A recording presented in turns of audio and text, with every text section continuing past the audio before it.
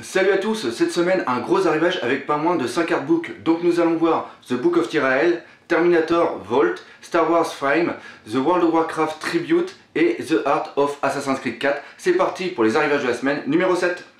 Le premier livre dont j'aimerais vous parler aujourd'hui, c'est celui-ci, The Book of Tyrael, donc un livre vraiment excellent sur l'univers de Diablo. C'est le deuxième à être sorti, le précédent était sorti l'année dernière qui s'intitulait The Book of Cain.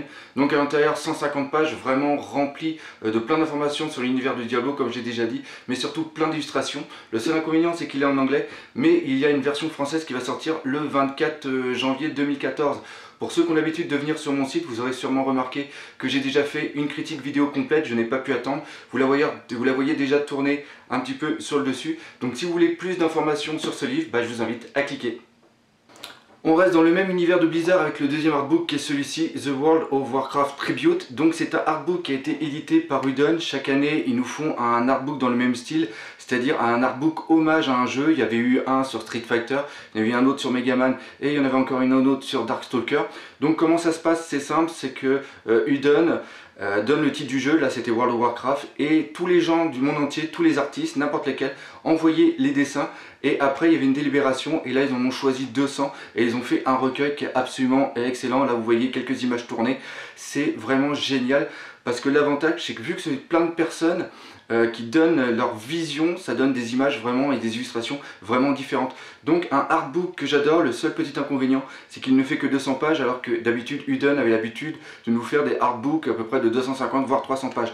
Mais je vous jure c'est vraiment du très très bon.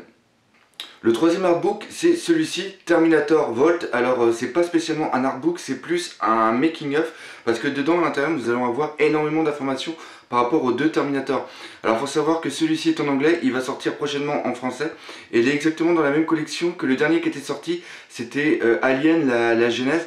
C'est-à-dire qu'il va avoir plein d'informations dessus. Il y a plus de 200 pages, il y a énormément de textes, beaucoup de photos inédites. Et on va tout apprendre sur les acteurs, sur le réalisateur, les visions du film, comment il a été fait, les effets spéciaux, etc. Donc vraiment du très très bon. Et le petit bonus de ce livre, c'est qu'à l'intérieur, il y a plein de petits, comment dire ça, de petits prodeurs. À l'intérieur, on peut trouver des affiches du film, des lettres de convocation pour les castings. Et un petit truc que j'ai bien aimé, c'est le Polaroid de Sarah Connor qu'on a dans le film où elle est en voiture. Et ça, c'est des petits trucs que je trouve vraiment excellents. Donc encore un très très bon livre pour ceux qui adorent l'univers de Terminator. Le quatrième artbook, le voici que j'ai reçu, c'est The Art of Assassin's Creed 4, The Black Flag. Donc toujours pareil, c'est édité par Titan Books. C'est exactement du même format que le précédent qui était sorti, The Art of Assassin's Creed 3. 170 pages remplies d'illustrations. Ce qui est vraiment bien, c'est qu'il y a aussi pas mal de petits textes explicatifs. Et dedans, on va vraiment retrouver toute la préparation du jeu Assassin's Creed 4.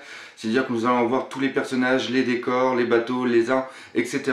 Donc vraiment du très très bon. Je l'ai feuilleté rapidement et j'ai vraiment bien apprécié. Même si je n'ai pas joué au jeu, j'ai pas acheté le jeu parce que j'ai pas de console tout simplement. C'est que depuis que je suis gamin, j'adore vraiment tout ce qui est sur l'univers des pirates. J'ai vraiment aimé par exemple Tintin et le secret de la licorne ou le trésor de Rackham le Rouge. Les Pirates des Caraïbes, j'ai vraiment bien aimé. Donc à l'intérieur, on voit qu'il y a vraiment eu plein de recherches. C'est vraiment excellent. Je répète encore une fois, j'ai vraiment bien aimé les illustrations. Donc pour ceux qui ont joué au jeu, je peux le conseiller parce qu'il me semble que ça a l'air vraiment d'être très très bon. Surtout si vous avez joué au jeu, ça va vous rappeler plein de petites choses. Donc encore un petit artbook bien sympathique. Alors pour le dernier artbook, j'ai décidé de m'asseoir car vraiment c'est du très très lourd, vous allez voir. C'est Star Wars Frame, c'est un coffret collector avec à l'intérieur nous avons deux artbooks. Alors donc le coffret fait 10 kg et regardez bien sa finition, c'est absolument exemplaire, c'est vraiment génial. Et quand on l'ouvre, hop, et voilà, nous nous retrouvons avec deux artbooks, le premier ici sur l'épisode 1, 2, 3. Et après le suivant sur l'épisode 4, 5, 6. Alors qu'est-ce que nous trouvons à l'intérieur? Déjà comme j'ai dit, c'est deux artbooks qui sont très très lourds, très volumineux.